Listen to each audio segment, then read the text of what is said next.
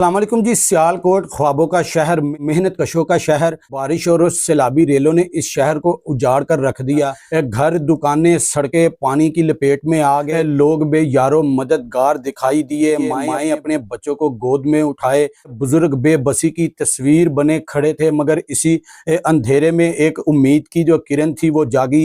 Rescue 112 के जवान, Punjab police के जवान और ट्रैफिक पुलिस के जवान, वो बहादुर सिपाही जो अपनी जान की परवाह किए बगैर लोगों को महफूज मकामात पर पहुंचाते रहे। किसी को कश्ती पर सहारा दिया, किसी को अपने कंधों पर उठाकर जिंदगी का दिया। ये कुर्बानियां तारीख के सुनहरी अल्फाजों में लिखी जानी चाहिए, लेकिन ये भी हकीकत है कि आज के ये मनाजर अरबों रुपए के इन मंसूबों पर सवालिया निशान हैं, जो सीवरेज के नाम पर सालों से बनते और टूटते रहे। करप्शन और नाअहली के उन जख्मों की याद दहानी भी है जो अवाम के दिलों पर नक्श है। लेकिन बात यह है, यहाँ यह है कि कसूरवार कौन है, मौजूदा या साबका अफसरान या वो सियासतदान जिन्होंने वादे तो किए मगर वादों को अमली जामे ना पहनाए। ये सवाल तो अपनी जगह कायम है, मगर सलाम है ऐसे इदारों को, बिलखसूस DPO सियालकोट को, जिनकी सरबराही में जिला भर में 2650 अफराद को जो है रेस्क्यू किया गया, जिनमें 1150 जो है वो मर्द थे, 830 खवातीन थी और 670 बच्चे शामिल थे, जिनको बाहिफाजत रेस्क्यू करके महफूज मकामात पर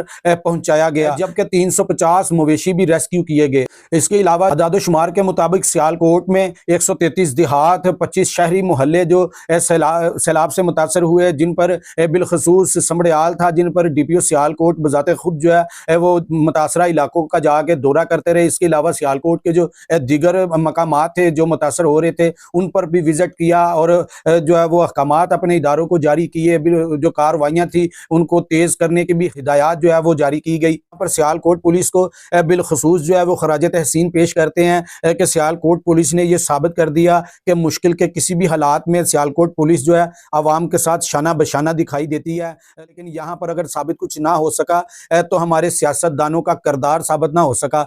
यहाँ पर अगर हम बिजली की बात करें तो सियालकोट के बेशतर इलाके ऐसे हैं जहाँ पर 24 घंटे के करीब गुजरने को है बिजली गायब है। सियालकोट की बेशतर सड़कें अब भी ऐसी हैं जहां पर ट्रैफिक का निज़ाम जो है मुअत्तल है, लेकिन पुलिस जो है वो ट्रैफिक की रवानी में इमदादी कार्रवाइयां अपनी वो पेश कर रही है। डिप्टी कमिश्नर सियालकोट की जानिब से यहाँ पर एक अहकामात जारी किए गए थे, जिनमें वाज़े तौर पर कहा गया था कि दफ़ा 144 जो है वो सियालकोट भर में नाफिज है, लेकिन सियालकोट में दफ़ा 144 कहीं भी दिखाई ना दी, जिसकी बुनियादी वजह यह है कि कानून की जो हिकमत अमली है उसको अमली जामा सिर्फ ऑफिस में बैठ कर पहनाया जाता है। पंजाब पुलिस की तरह या जिस तरह रेस्क्यू 112 ने सियालकोट में काम किए, इस तरह का किरदार ना निभाया गया। फोटो सेशन भी चलती रही, लेकिन इमदादी कार्रवाइयां भी चलती रही, सारे निज़ाम साथ साथ ही चलते रहे। लेकिन यहाँ पर जो बात मेन चल रही है, बात ये चल रही है कि सियालकोट के साथ आखिर इस तरह का सलूक कब तक किया जाएगा। सियालकोट में लगाए गए अरबों रुपए कहाँ इन्वेस्ट किए गए। सियालकोट की सीवरेज का निज़ाम,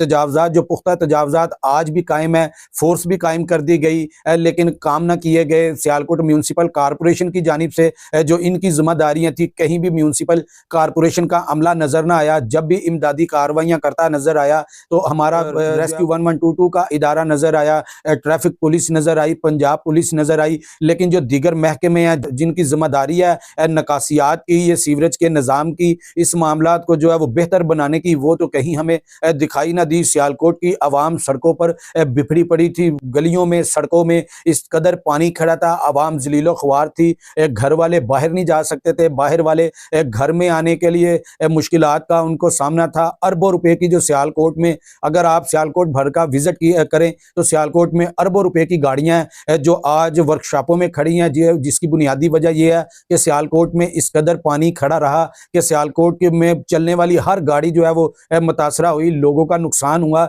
जब से ये पाकिस्तान बना, क्या सियासतदान अपनी ही तमा नफसानी की खातिर इस मुल्क को चला रहे हैं? कभी जातियात से हटकर इस मुल्क को चलाने की कोशिश न की गई। आज सियालकोट में इतने नुकसानात हो रहे हैं, जफरवाल, नारोवाल, पसरूर, सियालकोट का मेन इलाका बजवात, जिसमें 85 से 86 के करीब गांव है जो बिल्कुल मुतासर हो गए हैं। सैदपुर है, हैजमराला है, इसके अलावा सैकड़ों ऐसे गाँव हैं जो मुतासर हो गए हैं। तो ये सियालकोट इंतजामिया की नाअहली का मुंह बोलता सबूत है। सियालकोट इंतजामिया ने हमेशा सियालकोट को चूना ही लगाने की कोशिश की, कभी प्रोफेशनल तरीके तरीके से नाकाम किया गया और ना ही शायद आइंदा वक्तों में किया जाएगा। सियालकोट को जब भी लगाया गया, चूना लगाया गया, अपने माली सामान बनाए गए, खुद इन्वेस्टें जो है बड़े-बड़े कारोबारों में दूसरे मुल्कों में की गई, लेकिन सियालकोट की आवाम के लिए कुछ ना किया जा सका। सियालकोट की आवाम के लिए जब भी कुछ इकदामात उठाए गए तो सिर्फ वो यही थे कि आवाम को जो है वो जलीलो ख्वार करने के इकदामात थे। आज हमारे इलाके की छोटी-छोटी सियासतें जो थी, जो जिनके बड़े-बड़े दावे थे,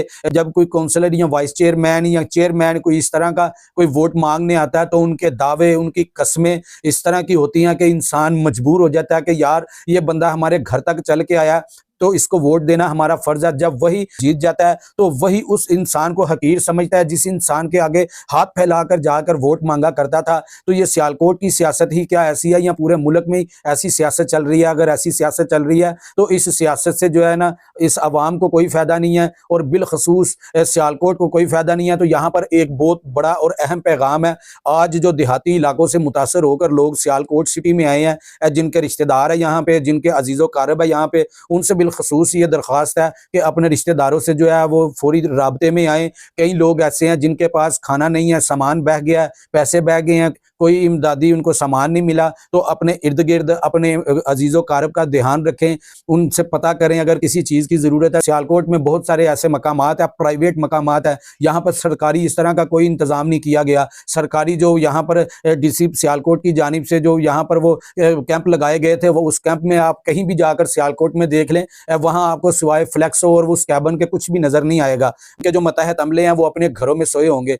तो कई सारे ऐसे वाकयात जो हैं वो आपके सामने आएंगे कि अवाम बे यारो मददगार है, लेकिन अपने करीबियों का, अपने अजीज़ो कारब का फ़ोन करके पता करे। जहाँ जिनके पास रिहाइश नहीं है वो सियालकोट में ऐसे बहुत सारे प्राइवेट जगह है जहाँ लोगों ने जो है कुर्बे खुदाबंदी हासिल करने के लिए अपनी जगह जो है वो फराहम की है। वहाँ रहन सहन, खाना पीना, हर चीज़ जो है सैलाब से मुतासरा लोगों के लिए वहाँ पर फराहम किया है। तो लोगों को इमदाद दी जा रही है, वहाँ पर सियालकोट पुलिस भी इमदाद दे रही है। यहाँ पर बिलखसूस वज़ीर आला पंजाब मरियम नवाज साहबा ये दरखास्त करना चाहूँगा कि वज़ीर आला पंजाब साहबा सियालकोट पुलिस को यहाँ पर खराज तहसीन पेश करना चाहिए।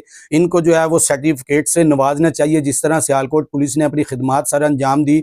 लेकिन खुदारा इसके साथ साथ एक और बात भी कहना चाहूँगा कि अब भी अगर सियालकोट या पाकिस्तान के बारे में सोचा ना गया तो सियालकोट या पाकिस्तान जिस मुश्किल घड़ी में आज खड़ा है, बहुत सारी मुश्किलात कल को पेश आ सकती हैं। बहुत सारे ऐसे हादसात हैं जो अभी वाजे नहीं हुए। अल्लाह पाक सब पाकिस्तानियों पर जो है वो रहम करे। जहाँ जहाँ पर सैलाब आया है उस इलाके पर बल्कि पूरे पाकिस्तान पर रहम करे। दुश्मन तो जो अपना किरदार निभा रहा है, लेकिन दुश्मन से तो हमें ख़तरा दिखाई नहीं दे रहा। जो काम यहाँ हमारे सियासतदान कर रहे हैं, जो हमारी इंतज़ामिया की जानिब से किए जा रहे हैं, इनसे तो हमें दुश्मन से भी ज़्यादा जो है वो ख़तरा दिखाई दे रहा है। क्योंकि दुश्मन से लड़ने का तो हम में हौसला है, दुश्मन से लड़ने की जो हमें ट्रेनिंग दी गई है, कुफ़ार से लड़ने की ट्रेनिंग दी गई है, हमारे इस्लाम में, हमारे दीन में, हमारे खून में शामिल है। लेकिन जो हमारे साथ किरदार अदा कर रहे हैं, जो हमारे मोहसिन होकर हमें जो है वो जलालत के कटघरे में खड़ा कर रहे हैं, उनसे हमें कौन बचाएगा। अल्लाह तबारक व तआला से यहाँ पर दुआ है कि अल्लाह पाकिस्तान के हुक्मरानों को हिदायत नसीब फरमा, पाकिस्तान के सियासतदानों को हिदायत नसीब फरमा, पाकिस्तान पर रहम फरमा, पाकिस्तान की कौम पर रहम फरमा।